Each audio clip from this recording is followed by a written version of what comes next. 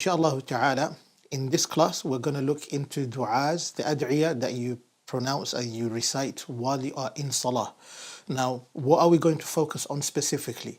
We're going to focus on, we've done the qira'at, what you're supposed to read in terms of the Fatiha and the small surahs and that.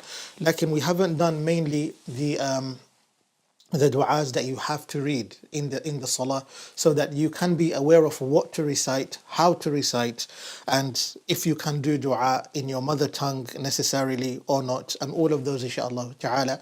Because if you do not know those and you just cover the fundamentals of salah, yes, your salah will be complete depending on your situation. What if you're a Muslim that just embraced Islam and you want to enter salah and you don't have any idea or a blueprint of what to follow in terms of what to read, how to pray and all of that? What do? You can just do the physical part of the salah itself. But remember, salah is not just mainly focused on how you do and perform the salah physically, but also salah is a connection between the what? What did we say? We said that as-salatu, it connects the lisan, the tongue, and the heart, and the body. Each one of these تكون خاضعة لله. Each one of these, they are all in humility to Allah subhanahu wa ta'ala. Each one of these are submitting to Allah subhanahu wa ta'ala.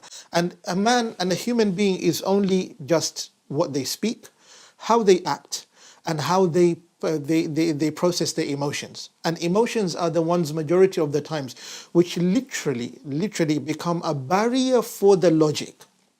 Why so? Look at this. You might know that this is wrong, but your emotions lead you to do something that which is wrong, and you decide to follow. Did you not know that that was haram?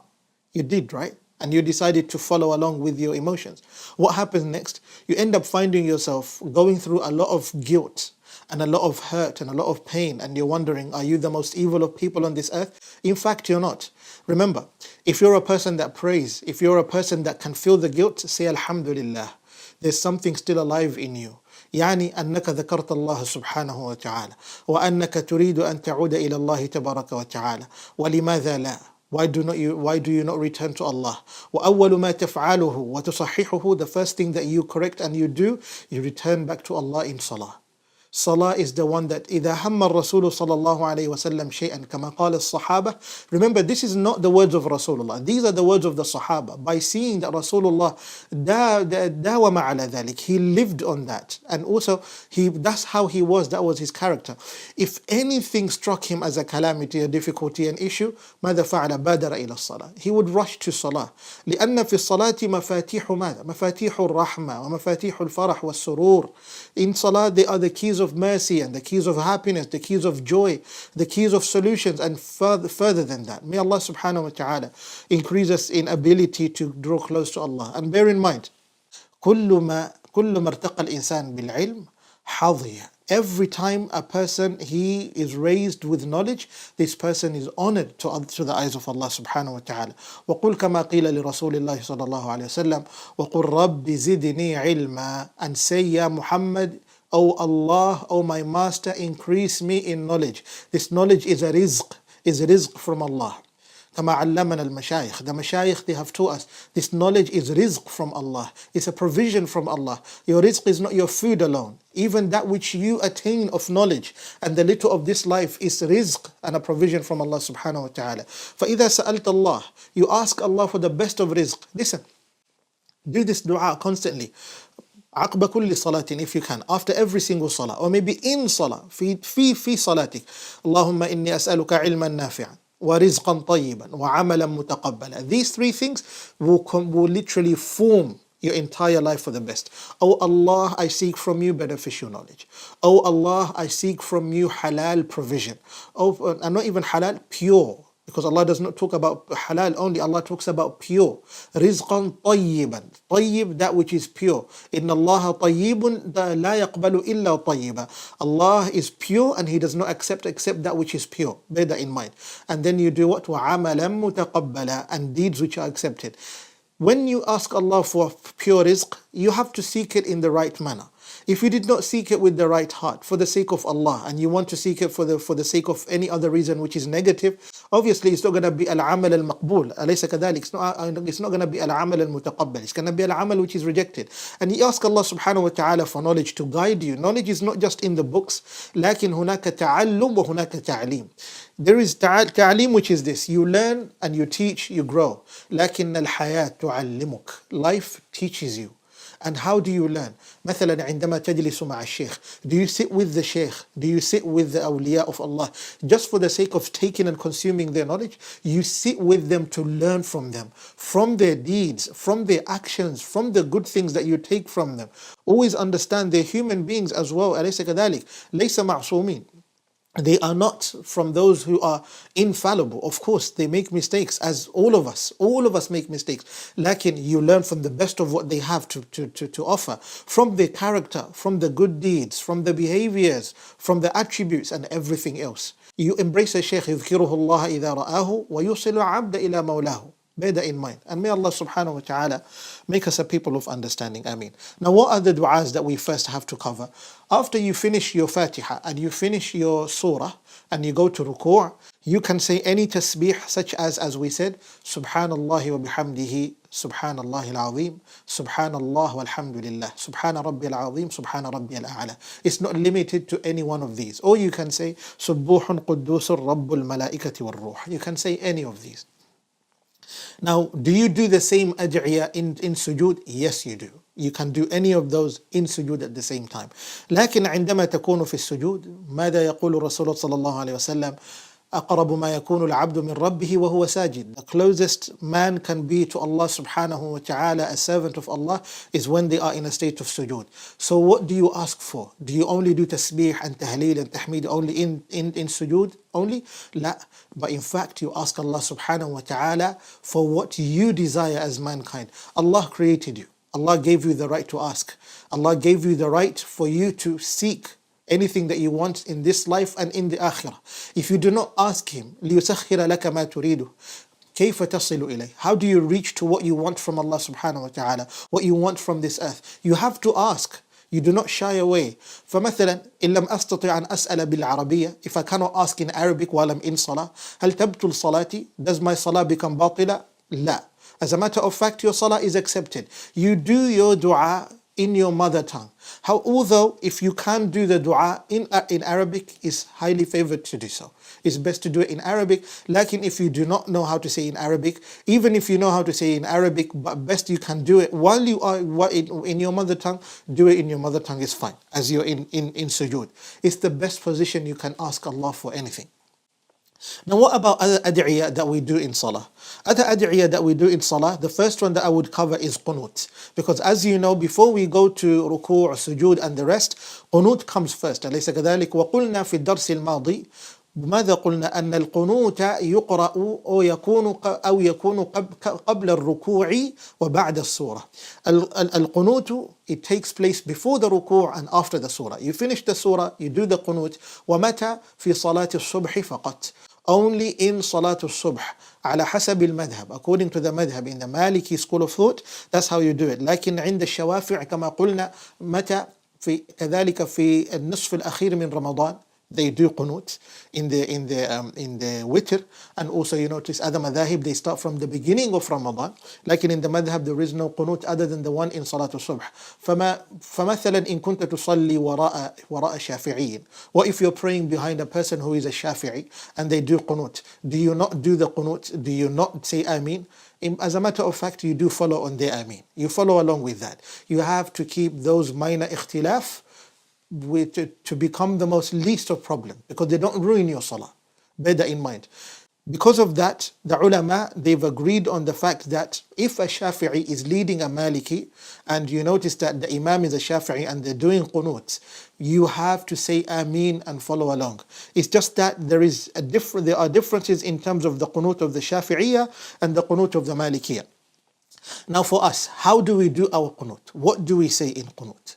This is what we say, and you may follow along as I recite it, inshallah ta'ala, and maybe if you have the text with you, so that you can be able to read it, inshallah. So what do we recite?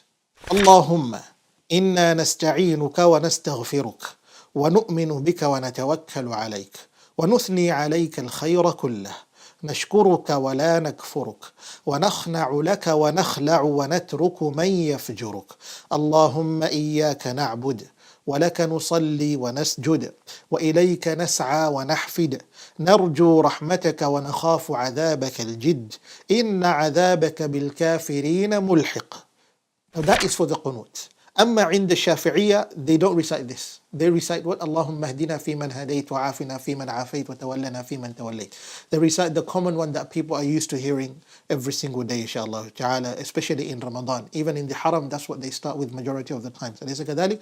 لكن according to the Malikiyya, that's the qunut, or that's the dua that we do during qunut inshallah ta'ala. And notice, when you're doing qunut, it's literally as if you're summarizing your whole salah in one place. Because in qunut, you're praising Allah. You're seeking maghfirah from Allah, forgiveness from Allah. You are showing your humility, utmost humility to Allah. And at the same time, you're showing Allah subhanahu wa ta'ala that He is the one who is worthy of worship, and the one who does not worship Him, he will face Allah subhanahu wa ta'ala on the day of judgment. Think about that. All of that is part of mercy. All of that is to show us the greatness of salah and what it does for you and I. Especially, imagine you're waking up in the morning and the first thing that you do is that which you recite in salah, the qunut itself. How much grace of Allah subhanahu wa ta'ala have you received? How much rewards have you received? How much closeness have you attained towards Allah subhanahu wa ta'ala? Think about it. Now there's something amazing about the author, rahmatullahi alayh. He decided to keep the tashahhud at the very end rather than providing the tashahhud from among the many ad'iyah at the beginning when he was talking about the sunan of salah. When we were talking about the sunan of salah, the sunnahs of salah, he mentioned the tashahhud being a sunnah. أليس ذلك والتشهد سنة. Lakin he did not mention the lafz itself, the type of dua that you do in tashahhud. Now if you want to do tashahhud, you have to say it in this manner. التحيات لله الزاكيات لله الطيبات الصلوات لله السلام عليك أيها النبي ورحمة الله وبركاته السلام علينا وعلى عباد الله الصالحين أشهد أن لا إله إلا الله وحده لا شريك له وأشهد أن محمدا عبده ورسوله. Now that is enough for it to be a tashahhud. You don't need more than that. لذلك قال ماذا فإن سلمت بعد هذا أجزأك. If you make salam after this, then your salah is accepted and your salah is complete, because that's the main part of the tashahhud itself. But the rest of that comes in after that is a bonus for you to complete and make it even better, to polish your tashahhud, your salah, and also seek anything from Allah subhanahu wa ta'ala. If you desire to seek anything from Allah, you can do so then. But the best of ad'iyah that you can do after that, what is it inshaAllah ta'ala? وأشهد أن الذي جاء به محمد حق وأن الجنة حق وأن النار حق وأن الصراط حق وأن الساعة آتية لا ريب فيها وأن الله يبعث من في القبور. اللهم صل على محمد وعلى آل محمد وبارك على محمد وعلى آل محمد كما صليت وباركت على إبراهيم وعلى آل إبراهيم في العالمين إنك حميد مجيد. Now, this is the common one that we are used to, and this honestly is enough, because there's so many other ad'iyah that one can do, but for the time being, you do not need more than that. So take this with you, inshaAllah ta'ala, so that it may benefit you throughout your salah bi'idhnillahi al-kareem. Allahumma inni a'udhu bika min fitnati al-mahya wal-mamat, ومن فتنة القبر ومن فتنة المسيح الدجال ومن عذاب النار وسوء المصير. So if you feel you want to add anything after the salawat upon Rasulullah sallallahu alayhi wasallam, you may add this bi'idhnillahi al-kareem, and it shall be a complete salah for you. Now what do you say after the salah itself when you've done your first salam? And if you're maybe a ma'moom and you're behind the imam, literally you do your second salam, and if you have someone on your left, you do a third salam as well. ماذا تقول؟ أستغفر الله أستغفر الله أستغفر الله 3 times, and then you say Allahumma anta salam ومنك السلام تباركت يا ذا الجلال والإكرام اللهم أعني على ذكرك وشكرك وحسن عبادتك. And then there are other ad'iyah that you can do inshallah ta'ala. Lakin before, even beyond that, for Salatul Subh and after Salatul Maghrib, each one of these salah you can follow along by reading Ayatul Kursi, and it is recited as follows: الله لا إله إلا هو الحي القيوم لا تأخذه سنة ولا نوم له ما في السماوات وما في الأرض من ذا الذي يشفع عنده إلا بإذنه يعلم ما بين أيديهم وما خلفهم ولا يحيطون بشيء من علمه إلا بما شاء وسع كرسيه السماوات والأرض ولا يؤوده حفظهما وهو العلي العظيم. When you finish this, if you want to make it very short, inshallah, you can also read the 3 quls at the end of the Quran, and they are قُلْ هُوَ اللَّهُ أَحَدٌ قُلْ أَعُوذُ بِرَبِّ الْفَلَقِ and قُلْ أَعُوذُ بِرَبِّ النَّاسِ. You can grab a Quran and recite these, memorize them, have them with you, especially for a new Muslim who has just embraced Islam.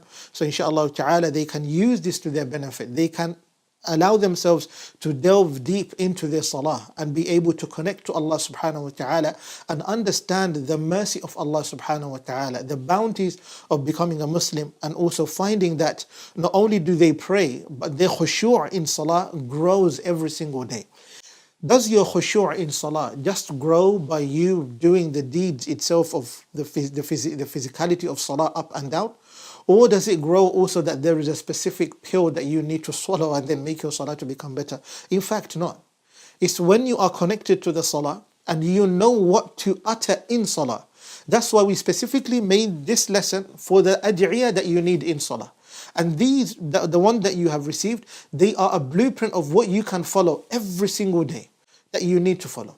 If, for example, you're in a rush and you cannot really do every one of them because you have to get back to work, you have to get back to tending to your family, you have kids, or maybe you are somewhere where it's uncomfortable for you to pray but you have to fulfill a salah, what do? تقصر إلى ما هو مهم وما هو واجب إليك. That which is obligatory upon you, that which you have to fulfill, or maybe you have to recite, follow along with that inshallah ta'ala. If you have to recite the Fatiha alone because of lack of time, read the Fatiha alone. What's the problem?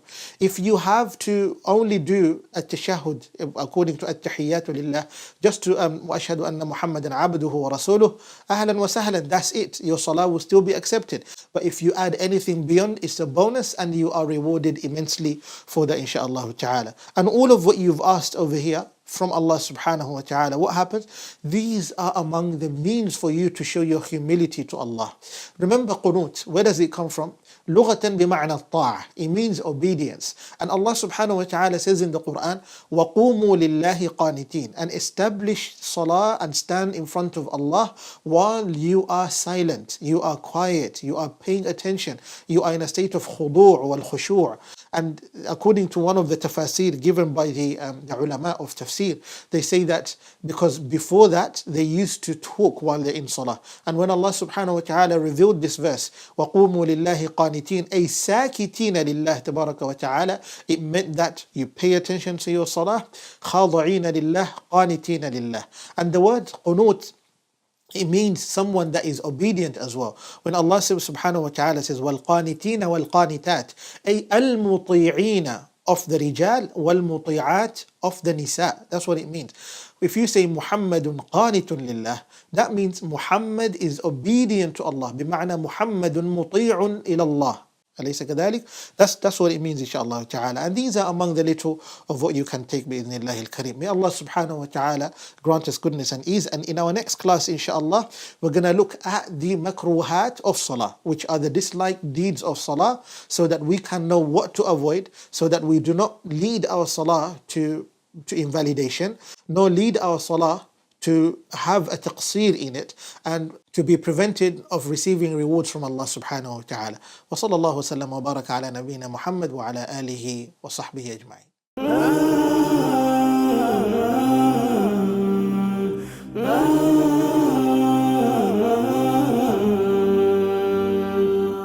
Al-Haajar TV, mwangaza kwa umma.